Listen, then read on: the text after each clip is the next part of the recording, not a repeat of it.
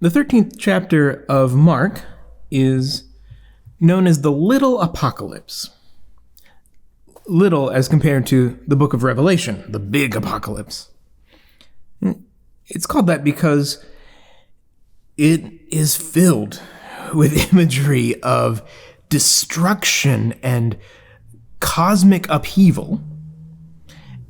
And for a long time, New Testament scholars thought of this text as being Jesus predicting the end of the world. More recently, though, many New Testament scholars have thought that instead that we should read this as a prediction of the destruction of the Jerusalem temple. Now, whether Jesus predicted, actually the historical person Jesus of Nazareth, predicted the destruction of the temple, which did happen in 70 AD, some 40 years after his life on earth, or whether early Christians put this later on the lips of Jesus is unclear. But in any case, Jesus certainly was a radical critic of the temple system. Now, you shouldn't hear that as Jesus being critical of Judaism because he's, starting some new religion or something. It's not like that at all. Jesus was a good and faithful Jew.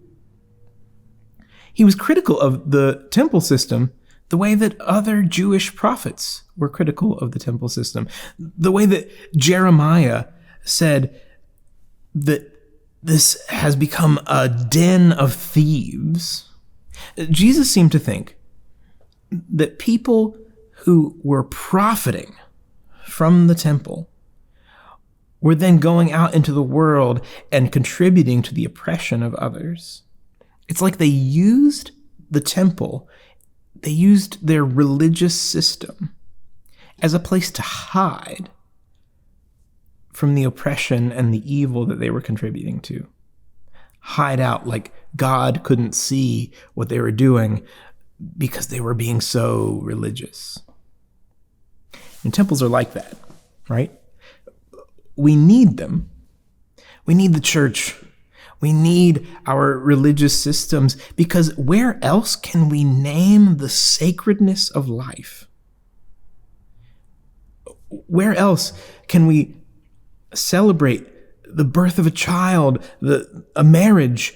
Where else can we lay someone to rest, knowing that their spirit lives on with us? Where else can we mark the sacred moments of life?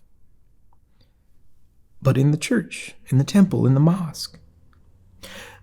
But the problem is that once we have built the temple, we're tempted to think that that's the only place where sacredness exists.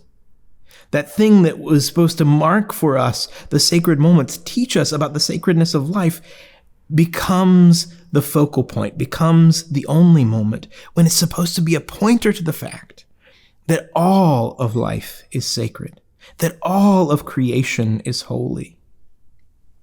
The communion table is holy because it teaches us that every table we sit at is God's gift to us. So in his prediction of the destruction of the temple, or at least in his radical critique of the temple, Jesus points to a new order, a new kingdom, a commonwealth in which the sacredness of life is understood and lived into at every moment and at every table and in every place. That's the hope in the destruction of our spaces. That's the hope when we recognize that the systems where we think that we find God are just paths. They're just pointers. They are, as our friend Michael likes to say, the map, but not the territory. And so when we live in times such as we are coming through now, where we have this weird and tenuous relationship with the space of the church.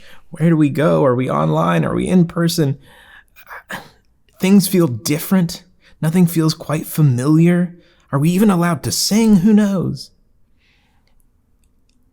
And we recognize that this space is only here to teach us that singing in the shower is a sacred moment, that gathering together with friends and family, that's sacred, that every meal we eat is where God is present with us.